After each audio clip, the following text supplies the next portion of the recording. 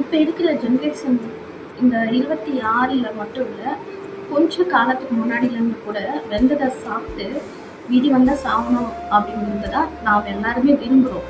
நம்மளுடைய சரீரத்தை பற்றி மட்டும்தான் யோசிக்கிறோம். நமக்கு முன்னாடி என்ன இருக்குது அதை பற்றி மட்டும்தான் யோசிக்கிறோம். ஆனால் நமக்கு தெரியாத நம்மளுடைய ஆத்மாவுடைய நிலைமை என்ன, அதோடைய எதிர்காலத்தில் என்ன ஆகும் அதை பற்றியெல்லாம் நம்ம கவலைப்படுறதில்லை. நம்மளுடைய சரீரம் திடீர்னு மறிச்சு போச்சு அப்படின்னாக்கா நம்மளுடைய ஆத்மாவின் நிலை என்ன, நரகம் சொர்க்கம்னு ஒன்று இருக்குது, நம்மளுடைய ஆத்மாவின் நிலை எப்படி இருக்குது அப்படின்னு தெரியாமல் நம்ம திடீர்னு மறிச்சு போயிட்டோம் அப்படின்னாக்கா நம்மளுடைய ஆத்மா சொர்க்கத்துக்கு போகுமா இல்லை நரகத்துக்கு போகுமான்னு ஒன்றுமே தெரியாமல் நம்மளுடைய மரணம், நம்மளுடைய ஆத்மா எல்லாமே ஒரு பெரிய ஒரு கேள்விக்குறியாக இருக்கும்.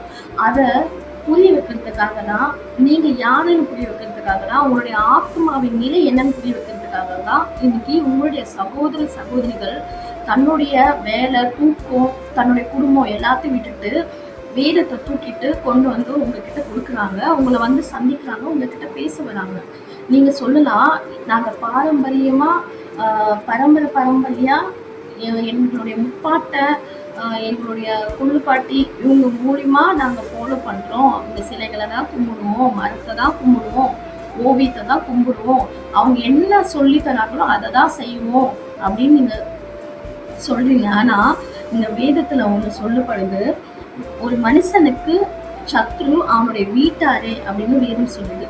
ஸோ சத்ரு ஒரு எதிரி வெளியிருந்து வரமாட்டான், உங்களுக்குள்ளே தான் இருப்பான், உங்கள் வீட்டில் தான் இருப்பான்.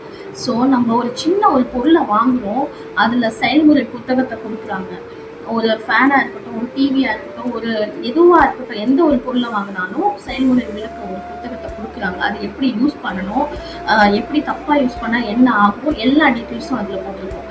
அதே மாதிரி நம்மளுடைய மனுஷனுடைய வாழ்க்கை முறையை எப்படி வாழணும், எப்படியெல்லாம் வாழக்கூடாது, நம்ம மறிச்சா நம்மளுடைய ஆத்மாவின் நிலை என்ன, இப்படிப்பட்ட காரியங்களை குறித்து தான் இந்த வேதத்தில் கொடுக்கப்பட்டிருக்கு.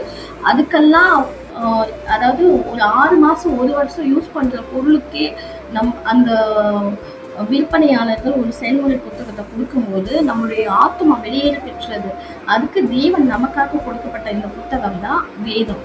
இதை எடுத்து கண்டிப்பாக வாசிங்க.